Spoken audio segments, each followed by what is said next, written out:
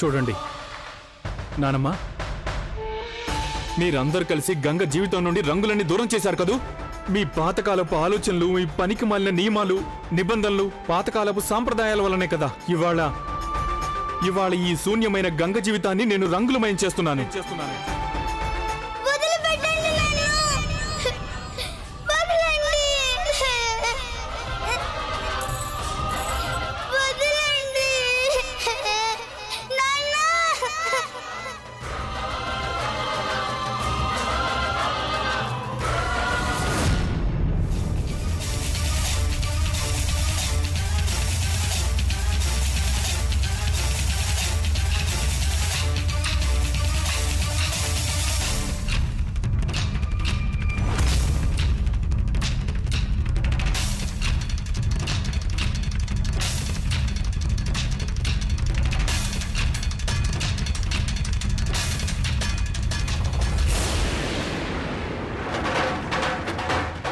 ఇదేమో ఎరుపు రంగు.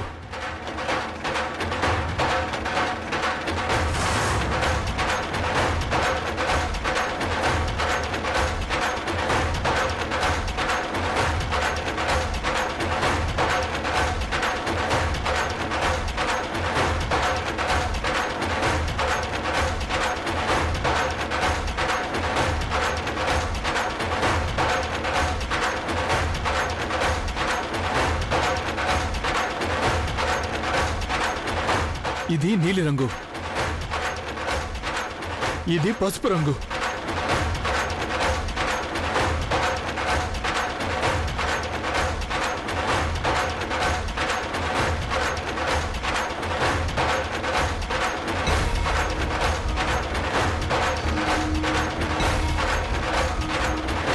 ఇది ఇంకో రంగు.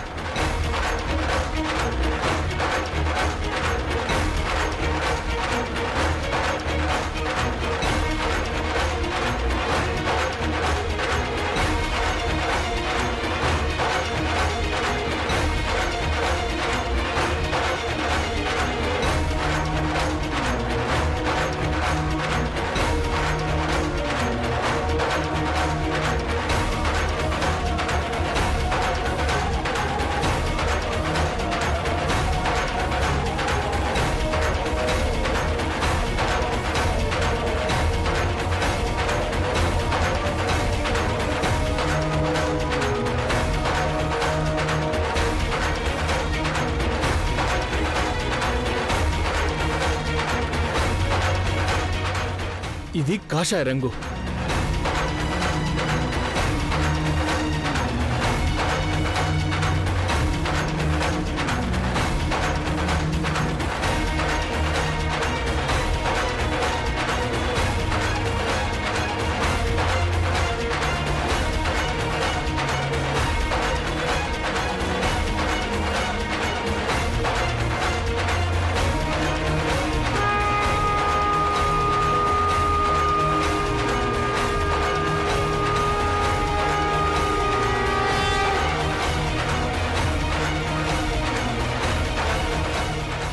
ఈ రంగులన్నీ వాటి నుంచి నీకే సొంతం గంగా.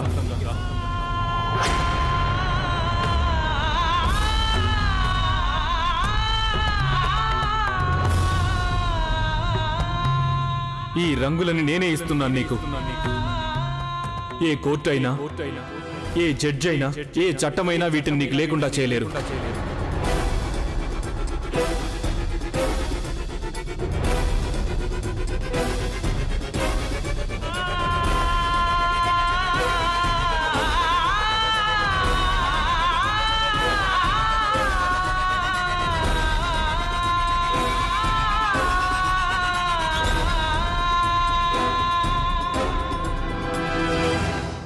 చాలా కోపంగా ఉంది కదా మీకు?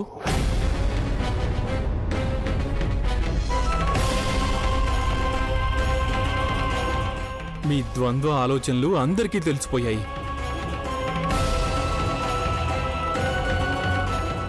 నాన్నగారు, ఇదంతా జరిగేది కాదు. మీరు గనక కొంచెం ధైర్యం చేసి ఉంటే జరిగేది కాదు. వద్దులేండి, నేను మిమ్మల్ని బ్లేమ్ చేయలేను.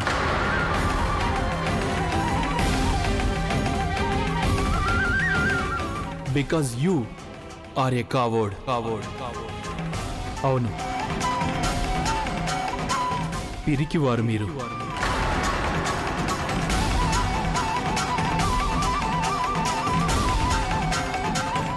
ఈ సమాజంలో మీ కీర్తి కోసం, మీ పేరు ప్రఖ్యాతుల కోసం ఒక వితంతువుని ఇంటికైతే తీసుకొచ్చారు. కానీ అదే సమాజానికి మీరు ఎంతగానో భయపడిపోయి మీరు పిరికివారైపోయారు.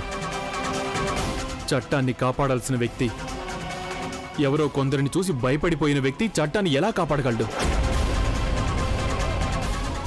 అర్థం చేసుకోగలను నాన్నగారు, నేనంతా అర్థం చేసుకోగలను.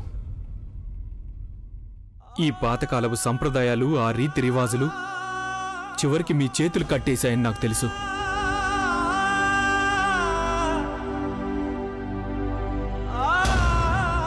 సరైన నిర్ణయం తీసుకోగల శక్తి మీకు లేకుండా పోయింది. కానీ ఎప్పటికైనా మీరు రియలైజ్ అయి తీరుతారు.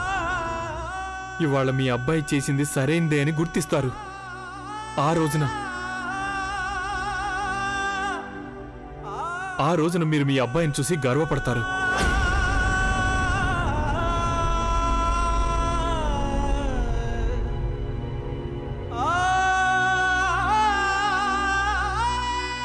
పథకంగా నా పని అయిపోయింది.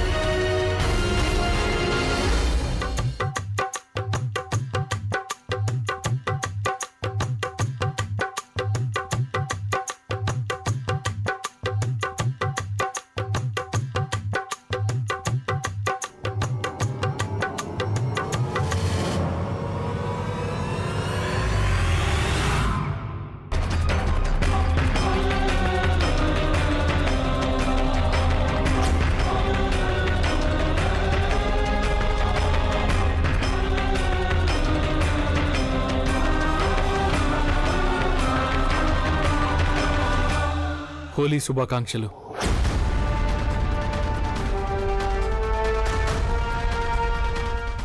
ఒక రకంగా మంచిదయింది సాగర్.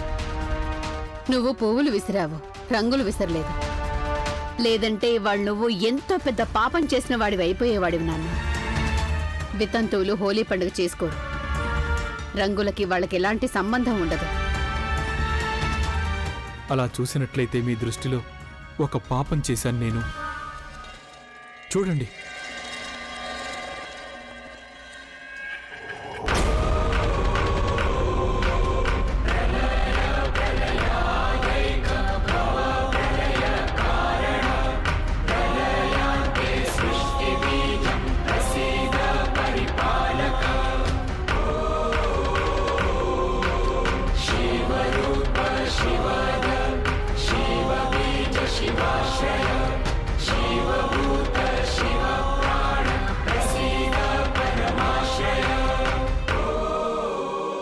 బాగా చూడండి తన్ని. చూసారు? ఇంకా ఏదైనా రంగు ఇంకా ఉండాలంటారా? అన్ని పూసాను నేను. ఇదిగో ఇది చూడండి, చూడండి, ఇది ఎరుపు, ఇది పసుపు, ఇది ఆకుపచ్చ, ఇది చూడండి నీల రంగు. అన్ని రంగులు పూసాను నేను.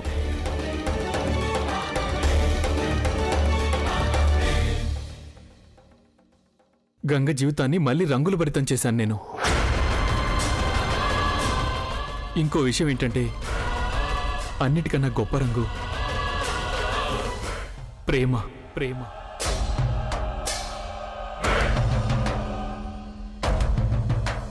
ఈ రంగు ముందు లోకంలోని ఏ రంగైనా వెలవెలపోవాల్సిందే.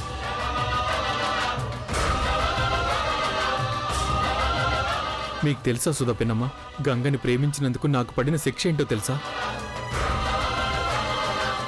నా అంతటి నేనే నా కుటుంబంతో, అయిన వాళ్లతో నాకున్న బంధాలన్నీ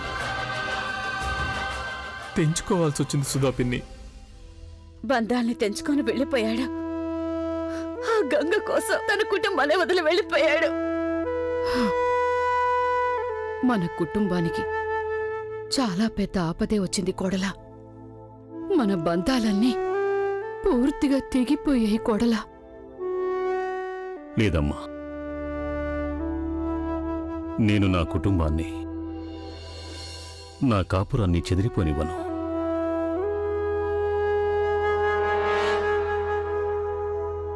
తప్పంతా నాదే. యోగ్యత లేని కొడుకు మీద ఆశలు పెట్టుకున్నాను. నేనెప్పుడూ సాగర్నే పొగిడేవాణ్ణి, అది నా తప్పు. అలాగే ఎప్పుడూ ప్రదీప్లో లోపాలు వెతికేవాణ్ణి, తన్ను అపార్థం చేసుకున్నాను. సాగర్ బంధాలన్నీ తెంచుకుని వెళ్ళిపోయాడు. కానీ ప్రదీప్ ఈ కుటుంబంలో పెద్ద కొడుకు గదా. కుటుంబాన్ని చక్కగా చూసుకోవాల్సిన బాధ్యత పెద్ద కొడుకుకే ఉంటుంది.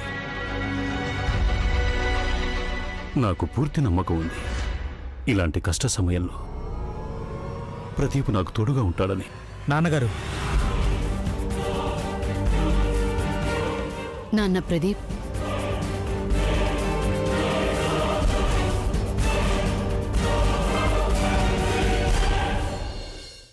ప్రదీప్, ఎక్కడికి వెళ్ళిపోయావు నాన్న నువ్వు? మేమంతా ఎప్పటి నుంచి ఎదురు చూస్తున్నాం. హోలీకి కూడా రాలేదు.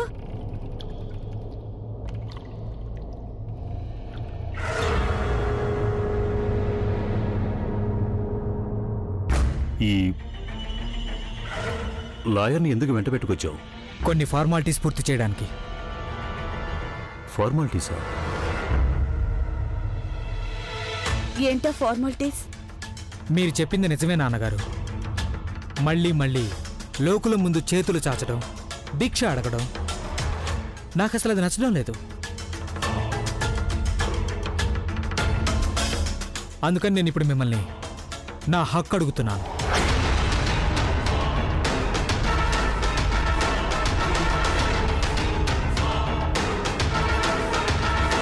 ఈ ఇల్లు మా తాతగారి ప్రాపర్టీ. దీని మీద నాకు కూడా హక్కు ఉంది, రైట్? అందుకని పంపకాలు చేయించండి.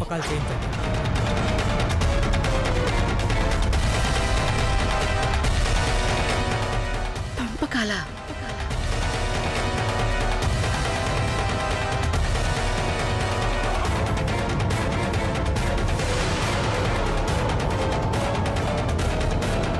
నేను చిన్నప్పటి నుంచి ఇవాటి వరకు మీ దృష్టిలో కేవలం ఒక లూజర్ని.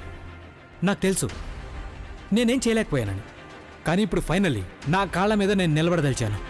నేను మిమ్మల్ని అడుగుతున్నది దానమో బిచ్చమో కాదుగా, నా హక్కు అడిగాను. ఇక ఇప్పుడు చెప్పండి, మరి నా హక్కు నాకు ఇచ్చేస్తారు కదూ? లేదంటే అందుకుగాను నేను కోర్టుకు వెళ్లాల్సి ఉంటుందా? కోర్టుకు వెళ్తావా? ఏమిటా మాటలు? నీకేమైనా పిచ్చి పట్టిందా ప్రదీప్? నీ తండ్రిని కోర్టు కేసు అంటూ బెదిరిస్తున్నావా? ఈ కుటుంబంలో పెద్ద కొడుకు నువ్వు.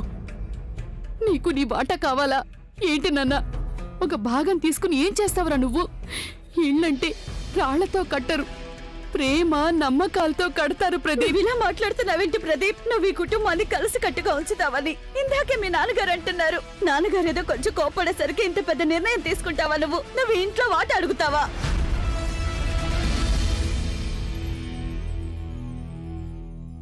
నువ్వు చేస్తున్న పని చాలా తప్పు నాన్న. అయినా చిన్న చిన్న గొడవలు చాలా సహజమే. పరస్పరం మాట్లాడుకుంటే ఎలాంటి సమస్య అయినా పరిష్కరించుకోవచ్చు.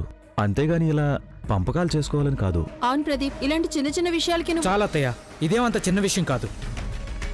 ఒకవేళ చిన్నదే అయితే అది నేను సహించుండేవాణ్ణి. కానీ ఇంతవరకు అలాగే ఎన్నో సహించాను. రాత్రి పగలు గేలి చేసినా సహించాను. ఇక సహించను. సెల్ఫ్ రెస్పెక్ట్ అనేది నాకు మాత్రం ఉండదా? గౌరవం సంగతి మాట్లాడితే నాకు కూడా గౌరవం ఉంది. నా కంటల్లో ఊపిరిండగా ఇంటిని పంపకాలు జరగనివ్వను. అర్థమైందా నీకు? ప్రదీప్, నన్ను అర్థం చేసుకోవడానికి ప్రయత్నించు. నువ్వేం మాట్లాడుతున్నావు? అంత పని చేయకు. ఈ ఇంటిని విభజించకు. నేను చెప్పేది అర్థం చేసుకోవడానికి ప్రయత్నించు. కన్న కొడుకునే బతిమాలుకుంటూ నీ గౌరవం ఎందుకు పోగొట్టుకుంటున్నావు మాధవి? అతనికి కావాల్సిందేదో తీసుకో. నువ్వు అలా అంటున్నావేంటి నిరంజన్?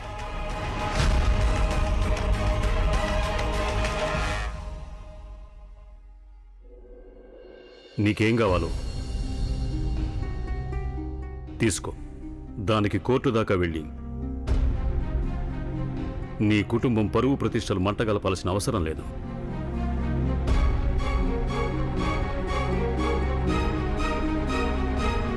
ఒక కొడుకు ఇంతకు ముందే అందరి ముందు నిర్దాక్షిణ్యంగా నా పరువు తీసి వెళ్ళిపోయాడు. ఇంకోసారి అలాంటి దెబ్బ తట్టుకోవాలంటే అంతటి ధైర్యం నాకెంత మాత్రం లేదు.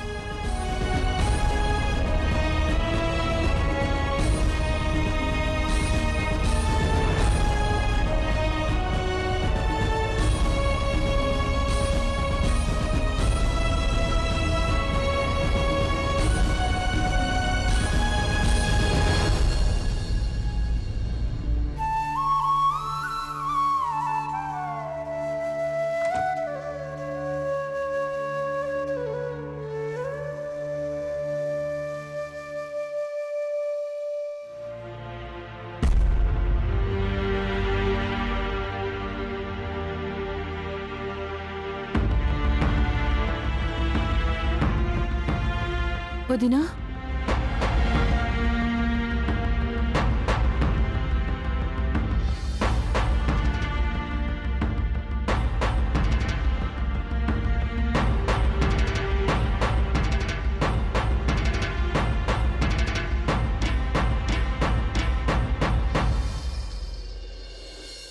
మీరిద్దరు చేసిన ఈ పని బాగోలేదు.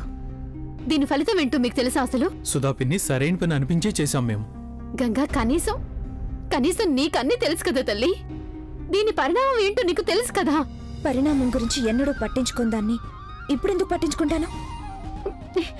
మీరు మీ ఇద్దరికి పంతం చాలా ఎక్కువ. మీ ఇద్దరికి ఏం జరిగినా లెక్కే లేదు, అంతేనా?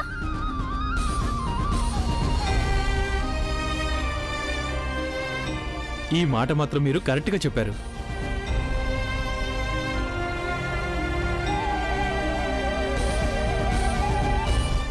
ఇక ముందు ఏం చేయాలనుకుంటున్నారో చెప్పండి. పిన్ని, గంగని వాళ్ళ రాత్రికి నేను మీ దగ్గరే వదిలేసి వెళ్తున్నాను. ఇది నా ఆస్తి అనుకుని తనని ఇక్కడే ఉండనివ్వండి. ఇక రేపేం చేస్తావు నువ్వు? మేమిద్దరం కోర్టుకు వెళ్ళి పెళ్లి చేసుకుంటున్నాం.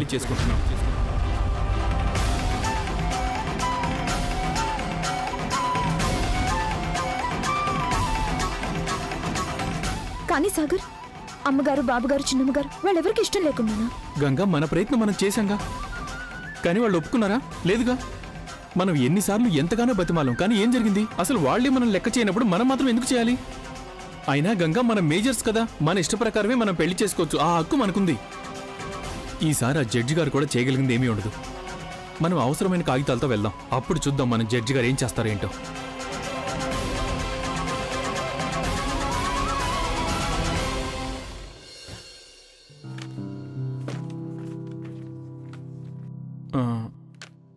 గంగ ఎక్కడుంది? లోపల సుధాకయ్యతో పాటు ఉంది. గంగా, చూడు, నేను నీకు రాత్రంతా ఒకటే ఆందోళన పడింది పిల్ల. ఇందాకటి క్రితమే నిద్రపోయింది.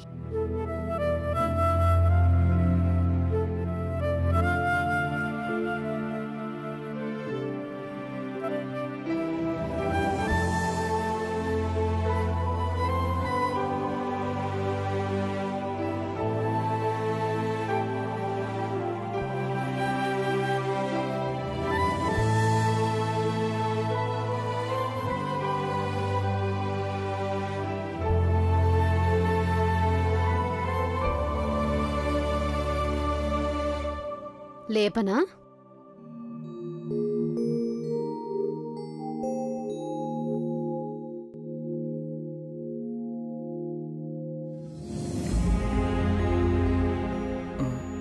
మీరు ఓ నిమిషం బయటకు వస్తారా?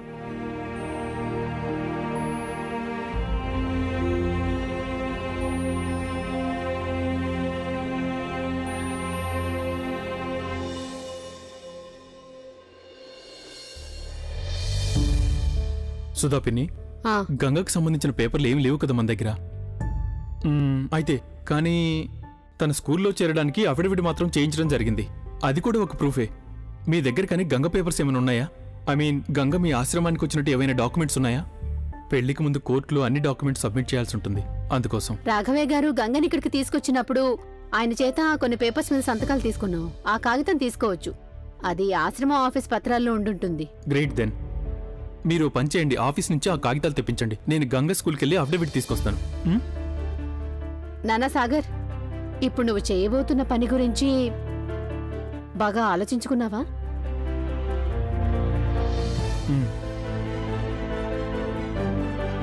అన్నట్టు సుధా పిన్ని దీన్ని కొంచెం గంగకివ్వండి.